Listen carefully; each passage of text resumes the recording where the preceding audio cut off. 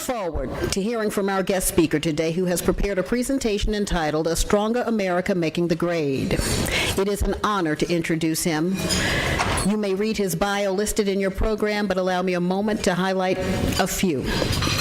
Jeff Johnson asks the questions that we all want to know the answers to. He is an MSNBC contributor.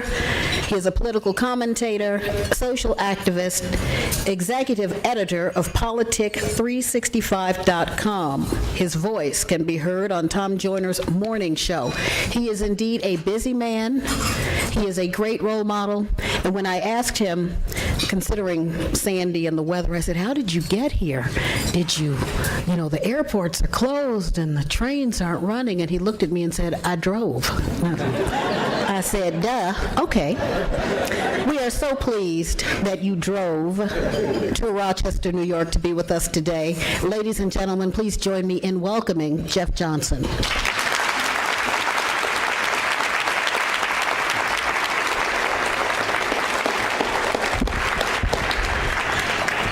Good afternoon.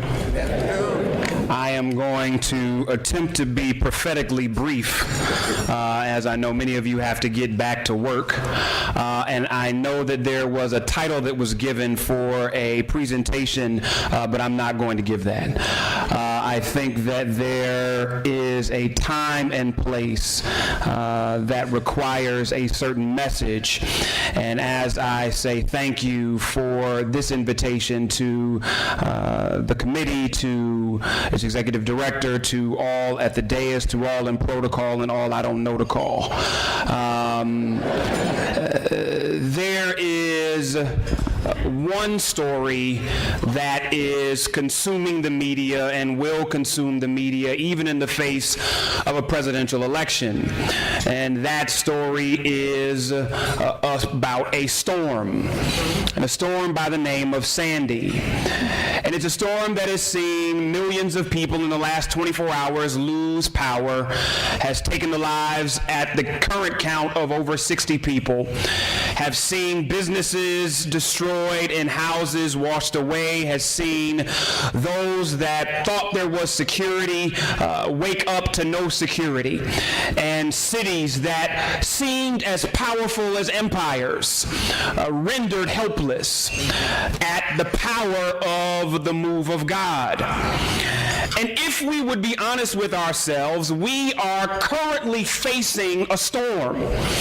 We're facing a storm when we can look around the country that has more money than it needs, but watches people struggle not to have basic needs. We know we're seeing a storm where you can drive into any major city and see a new stadium or arena, but see people struggling for food. You know there is a storm when there are jails that are brand new and schools that are falling down. You know that there's a storm when there are those that are part of the 1% or the 34% or whatever percent that have the ability to take advantage of their wildest dreams while others are struggling to find a dream. You know that there is a storm when we don't even care enough to talk about the least of these. And the question is, what will we do in preparation for this storm?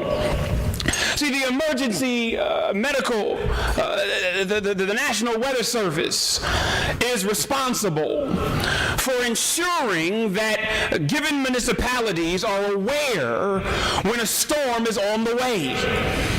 It is their responsibility to utilize multiple mediums to be able to educate those in a given space when the storm is coming, how strong the storm is, and what people can do to be able to fight it.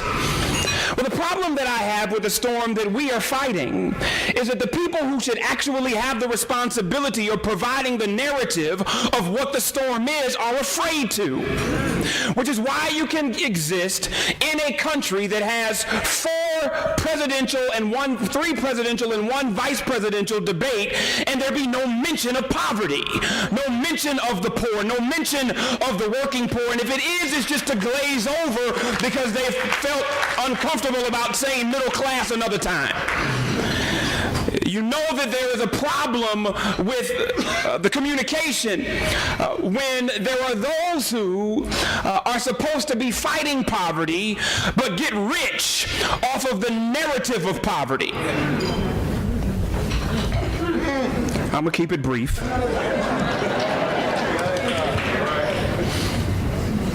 And so we find ourselves struggling to be able to move communities into safety because the narrative around poverty is so weak.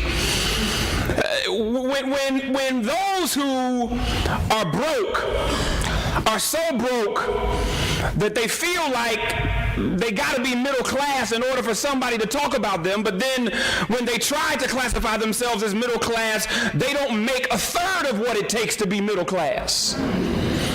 You know the narrative is off.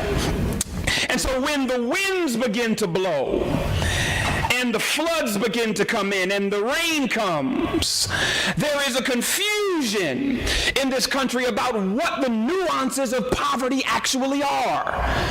And so there are those of us who should be challenging President Obama and challenging Mitt Romney, challenging elected officials in Congress, and challenging those at the state and local level, but in many cases are afraid because they have forgotten what the narrative is. They have lost sight of the nuance of poverty, the nuance of those that don't have enough.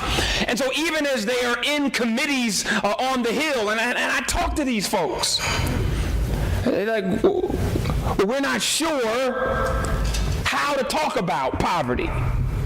Well, you're supposed to be the people that have been charged with helping us figure out how to talk about poverty.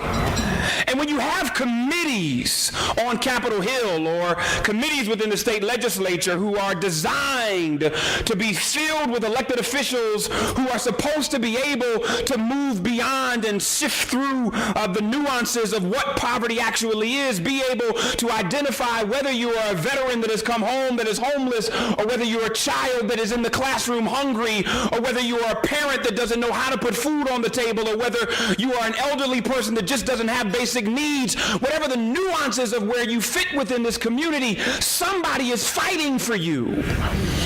And when the mist and the rain and the floods come, and it confuses us about what poverty even is, to the point where those that are advocating for those that are in poverty, those that are part of the working poor, those that are without basic needs, can't even effectively fight.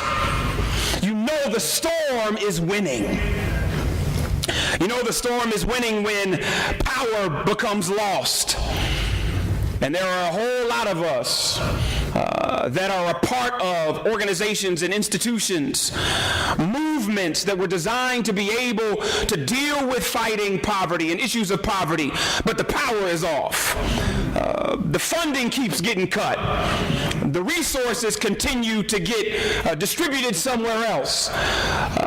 Even the people who have given their lives to this work are so overburdened with the work that they're burned out beyond capacity. The power is out.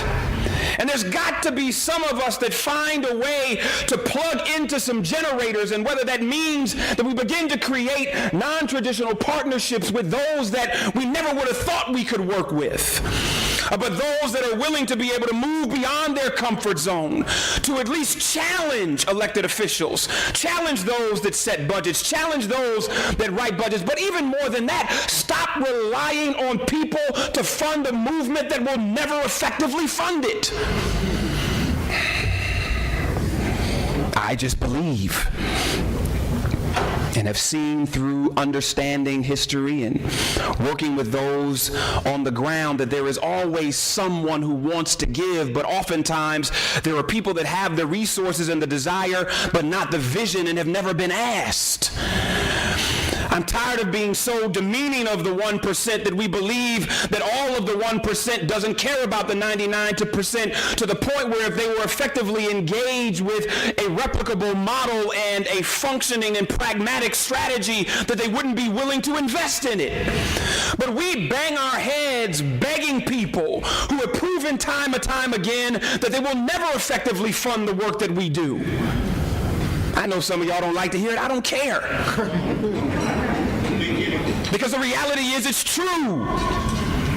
And there are some people even in this room that are charged with pushing those folks to be able to create budgets they never going to create. And they take minimal checks to pretend like they're fighting. Maybe that's nobody here, I'm sorry. The power is lost. And it's going to take those of us that understand that I don't have to be plugged into the power company to have power. Because somewhere I believed that this was not a job but a call on my life. And if I believe that it was a call on my life, then I believe that the power that sent me to this call is greater than some legislature, is greater than some body of individuals, but comes from a divine place. And we've got to find a way to plug back into that power that we would be able to move forward. Buildings are crumbling. And those that we claim to serve are trapped. They are trapped in conditions. They are trapped in circumstances. They are trapped in a national reality that many of us have relegated to be normal enough that we no longer sound the alarm. And so even as we work within these areas, we have accepted that this is just the way it's going to be. And because it's the way that it's going to be, we no longer rush into the burning building because we think it's supposed to be on fire. We no longer call for the search dogs to sniff around the rubble for those that have survived situations that many of us could not have survived because the house was supposed to fall. We find ourselves in places where the gravest of scenarios has become so commonplace that even those that are supposed to be sounding the alarm go to dinner first. And if we are going to be able to deal with the storm, we've got to have a sense of urgency. We've got to be willing to sound the alarm even when it seems like no one cares. We've got to be willing to remind ourselves how important this work is, even when the media doesn't come to cover it, and even when the honorees that are awarded here don't get honored anywhere else, and even when the funding doesn't come through. We must be reminded that if we don't sound the alarm, no one will. Because it's not really about the storm. It's not really about the winds. It's not really about the flooding. It's not about the power being out, and it's not about the structures crumbling. Because I heard a woman this morning talk about being stranded in her home. And when they asked her how she felt before someone came to get her, she said, "I wasn't afraid of the storm. I've been through storms before. I was just worried if anybody was coming for me." And when we look at Sandy, just as we look at Katrina or we look at any other natural disaster, it's never about the storm or the earthquake or the hurricane. It's always about the effectiveness of the first responders. And the question is, are you prepared to be first responders? Are you prepared to raise the bar of the work that you do so that no matter what, you're the first one there? No matter what, you're the one that'll go into the burning building. No matter what, you will go in when it's crumbling around you. No matter what, you won't stop until the last body is pulled out. No matter what, you won't stop talking until the last person is served. Because it's not about the storm, it's about those that are willing to fight after the storm is gone. To be able to save those that didn't know how to protect themselves. And I'll be very clear with you, I do not in any way, shape, or form care if you like my speech. Not a little bit. Actually, not at all. Because it's not really about, was the lunch good? And it's not about which awardee you came to honor. It's not about what company you are a part of that sponsored the event. It's not about, are you on the board of directors or are you one of the friends of the organization. It's not about, did you just not want to go back to work? What it's about is, what will you do next? What will you do beyond what you did before you came? And first responders are brilliant because no matter how trained they are, they continue to train themselves that they will be able to respond to issues that they don't know are coming. And as we face the reality of poverty in America, there continue to be nuances that we didn't know were coming. Families that can pretend like they're not poor because they make just enough to front. Suburbs that are full of the working poor. They just happen to be in the right zip code not to be labeled so. Those that are able to continue to keep their child in the kid that they're in, even though they can't eat on Thursday night, to keep them there. Those veterans that are able to find just enough services to keep them sane, even though they've got to be on the street to be able to get them. There are so many nuances, and it's not about the storm because people can handle the storm. What they can't handle is being abandoned. What they can't handle is being forgotten. They can't handle is being looked at with pity. What they can't handle is being left alone. And so I just want you all, as you walk out of here and as I take my seat, to raise the bar of the service that you've already given.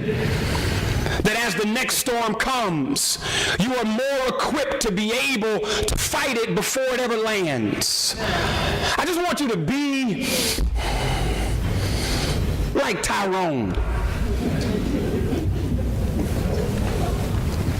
Somebody's supposed to say, who's Tyrone? Y'all are slow today. Y'all are slow. Tyrone was a little boy who lived in New York City and used to visit his grandmother in Natchez, Mississippi every summer. Those of you that don't know Natchez, Mississippi, it's a small town outside of a small town. And when he was there once a week, they would go to the store to get what grandmother needed to cook and to clean. And one day they walked into the store, and the store owner, Mr. Smith, said, "Tyrone, it's good to see you. It's been a long time. Why don't you come back here and grab a handful of candy?"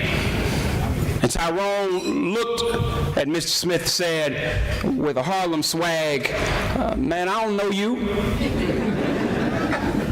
That's your job. You get it." Miss Jones grabbed Tyrone by the elbow and pulled him to the side and said, "Boy, what is the matter with you? I taught you to have more manners than that, and beyond that, as you grow up, you need to use your own hands to get what you want." And Tyrone looked at his grandmother as seriously as a 7-year-old can look at an 82-year-old. And he said, "Big Mama, his hands are bigger than my hands. So if he puts his hand in the candy dish, I get more candy." See, because it's all about whose hands it's in. In my hands, a football is worth about $45, but in the hands of some team this year, it's going to be worth a Super Bowl championship because it's all about whose hands it's in. In my hands, a basketball is worth about $50, but I hope in the hands of the Los Angeles Lakers it's going to be worth an NBA championship, because don't hate, it's all about whose hands it's in. In my hands, let's keep it moving, a tennis racket is worth about $100, but in the hands of the Williams sisters, it's been worth every Grand Slam championship ever created, because it's all about whose hands it's in. In my hands, a golf club is an absolute joke. But in the hands of Tiger Woods, it brought black men to golf in a way that we had never seen before. In my hands, a pen is what I use to be able to write my notes for the week, but in the hands of Langston Hughes, it wrote prose that said, "I too am America. I'm the darker brother. They send me to the kitchen when company comes, but I just laugh and eat well and grow strong, because one day I'll sit at the table when company comes and they'll see how beautiful I am and be ashamed." In my hands, a book is what I use to get empowerment, but in the hands of those like Martin Luther King Jr. and Gandhi and others, it was used to be able to write political and social philosophy that challenged us to be able to serve those that often were unable to serve themselves. But in the day of nonprofit professionals and civil rights celebrities, we find ourselves in a place where people use their hands to pretend like they do work for the poor, but actually only work for themselves, where they pretend like they want to serve, but they only want to lift themselves up. They pretend like they want to illuminate the problems, but only want to illuminate their own resumes. And I would ask you, what are you going to do with your hands? Because as you leave this place, there are communities and children and elderly folks that need to be served by those that are selfless enough to know that you have something to provide that the universe cannot accomplish without you. And if you believe in the God that I believe in, you know that if you are in his hands, that you have the ability to do above and beyond what you would ever ask or think. See, because it's not about the storm. There's a songwriter that says, I told the storm, pass. Storm, you can't last. But when the storm is gone, who's there? Who will be there to be able to wipe tears and remove rubble? Who will be there to be able to lift spirits? Because I believe that the race goes not to the strong or the swift, but to he or she that can endure to the end. And if we would believe that our hands can do more than what lawmakers or pundits say that they can do, then we would understand the verse that said, I will mount on wings like eagles. I will run and not grow weary. I will walk and not faint. Don't ask about the storm. Just answer, what will you do with your hands?